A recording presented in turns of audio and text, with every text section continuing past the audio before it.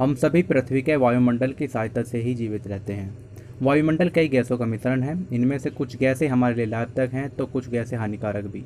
इनके अतिरिक्त कुछ अन्य गैसें ऐसी हैं जो प्रयोगशाला एवं फैक्ट्रियों में बनाई जाती हैं। जैसे सल्फर डाइऑक्साइड गैस का उपयोग चीनी को शुद्ध करने में किया जाता है। अमोनिया गैस को बर्फ़ बनाने में प्रयोग किया जाता है। यहाँ पर हम सल्फर डाइऑक्साइड गैस का अध्ययन करेंगे और अमोनिया गैस का अध्ययन हम पिछली वीडियो में कर चुके हैं। तो चलिए शुरू करते हैं आज का विषय सल्फर डाइऑक्साइड।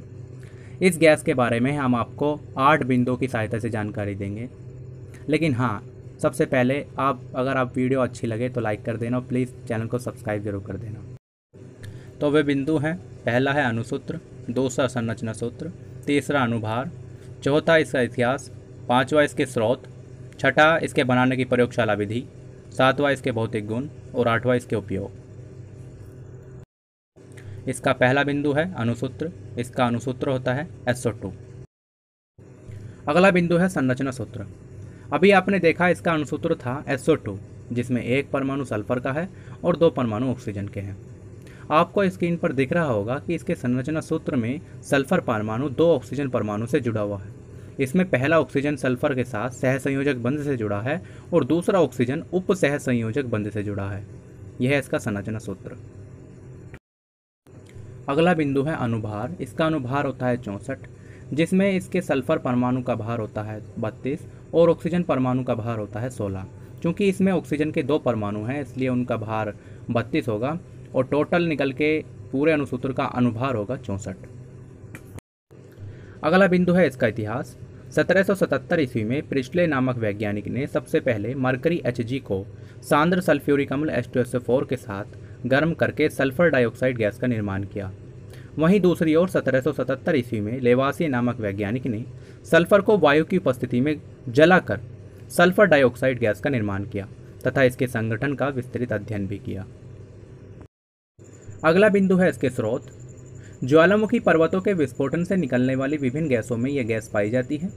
यह वायु में भी कुछ मात्रा में पाई जाती है, जो कि कोयले में मिले हुए सल्फर तथा उसके यौगिकों के जलने पर प्राप्त होती है।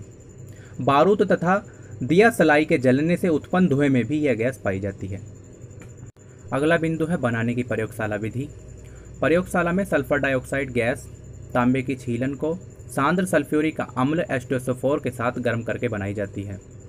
आपको स्क्रीन पर दिख रहा होगा इसकी अभिक्रिया में तांबा और सल्फ्यूरिक अम्ल एक साथ जब अभिक्रिया करते हैं तो कॉपर सल्फेट, जल और सल्फर डाइऑक्साइड गैस बनाते हैं। यह थी इसकी प्रयोगशाला विधि और इसकी अभिक्रिया।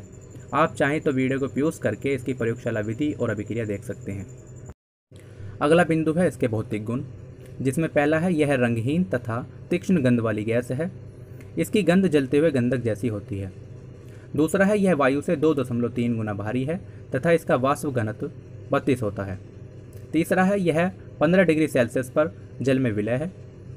चौथा है इसके द्रव का क्वथनांक -10 डिग्री सेल्सियस होता है और अधिक ठंडा करने पर यह गैस सफ़ेद ठोस में परिवर्तित हो जाती है, जिसका क्वथनांक -76 डिग्री सेल्सियस होता है। पांचवा है यह जल में घुलनशील है। अगला और अंतिम बिंदु है इसके उपयोग, जिसमें पहला है सल्फर डाइऑक्साइड गैस का उपयोग सल्फ्यूरिक अम्ल बनाने में किया जाता है। दूसरा है सल्फर डाइऑक्साइड को कीटाणुनाशक के रूप में भी प्रयोग किया जाता है। तीसरा है क्लोरीन के प्रभाव को नष्ट करने में अर्थात प्रतिक्लोर के रूप में भी प्रयोग किया जाता है। चौथा है सल्फर डाइऑक्साइड गैस का उपयोग चीनी को शुद्ध करने में भी होता है। पांचवा है सल्फर डाइऑक्साइड का उपयोग मांस आदि को सड़ाने से बचाने में किया जाता है। छठा है सल्फर डाइऑक्साइड गैस रेशम और ऊन के रंग उड़ाने के काम आती है। सातवां है सल्फर डाइऑक्साइड का उपयोग बर्फ बनाने में प्रशीतक के रूप में किया जाता है।